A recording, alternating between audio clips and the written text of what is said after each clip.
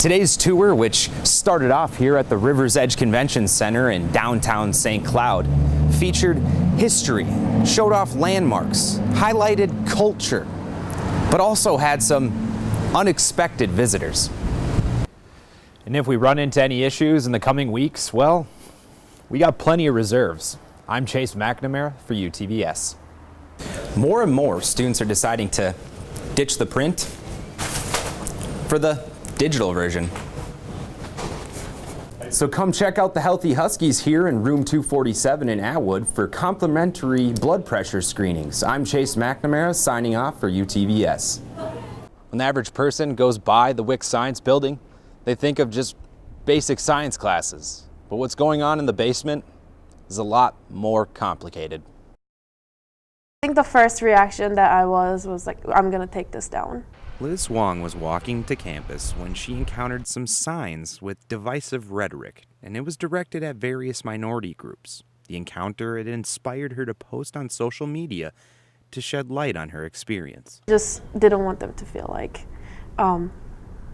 they're undervalued, they're unsafe, or anything in this city or around the neighborhood. The signs were put up across the street from campus during Thanksgiving break, making it easy to be done without being seen. When people do this anonymously, it shows that they want to have the benefit of whatever shock value that they're trying to raise without the consequence of being identified for unleashing it. The first time Dr. Lehman saw the signs, he didn't just have a problem with the rhetoric, but with the false statements they make. So the spreading of misinformation, especially about things like affirmative action, is what I'm as concerned with as the misinformation about the university teaching that it's not okay to be white. And for the signs that still remain, they preach a different sort of message, and you don't have to go too far to find them. It may be troubling for St. Cloud residents to see this in their own backyard, but the first step is talking about it. It's been said that darkness cannot bring out darkness. Only light can do that. For UTVS, I'm Chase McNamara. CSU has been a part of the St. Cloud community for 150 years, and we have proof to back it up. At 150 years, they wanted to commemorate the times, and we in the history department realized, we could be doing some new research into the era. Draws me to history as a field is the ability to really dig deep into people's stories that you might not otherwise hear. As we approach this sesquicentennial, Professor Galler, with help of 5 grad students, is diving into SCSU's history with a different approach. 60s and 70s, you could write a history and pretty much only write about presidents who are almost all men and all white.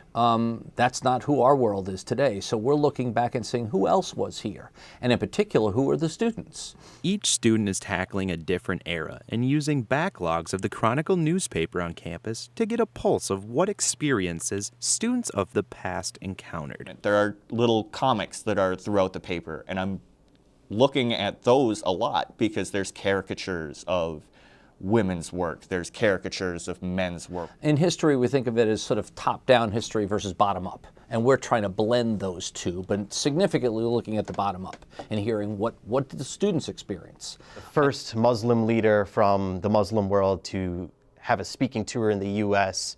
comes to St. Cloud State during the 1930s. And it's not a hooray we survived as much as what can we learn by looking back at those years? And I think that's the vital part of what we're doing here. And we hope to then share it. And Chase McNamara, UTVS News. Valentine's Day, many are just remembering their gifts still need to be purchased. The floral business does not have that luxury. Huge part of being in the floral business because we really start planning for it months ahead of time. And on the eve of Valentine's Day here at St. Cloud Floral, it's business as usual. Trying to stay organized. It's like a month's worth of business packed into 2 days, essentially 1 day. Today may be the day before Valentine's Day, but it's also owner Rhoda Porras' birthday. And she's just as active as everyone else. I think she's worked on every single one of her birthdays. Sometimes you gotta laugh a little when the pressure is so high. Time it was on a Wednesday, we had over 600 deliveries for that day, and we have at least that many pickups in the store. But with a team that supports one another, it makes it all worthwhile. Something, there's 100 people that'll be happy to grab it for you, and everyone's just very, very positive and very, it's a really fun atmosphere. And after long hours building to the big day, the last thing the staff wants to see is the typical gift. It's pretty quiet at our house at the end of the day because we give a Valentine and we're pretty relaxed. I love that other people love them, but no, I don't want to see any flowers after we're all done working because I'm over it by then. I love flowers, just not at Valentine's Day. Chase McNamara, UTVS News.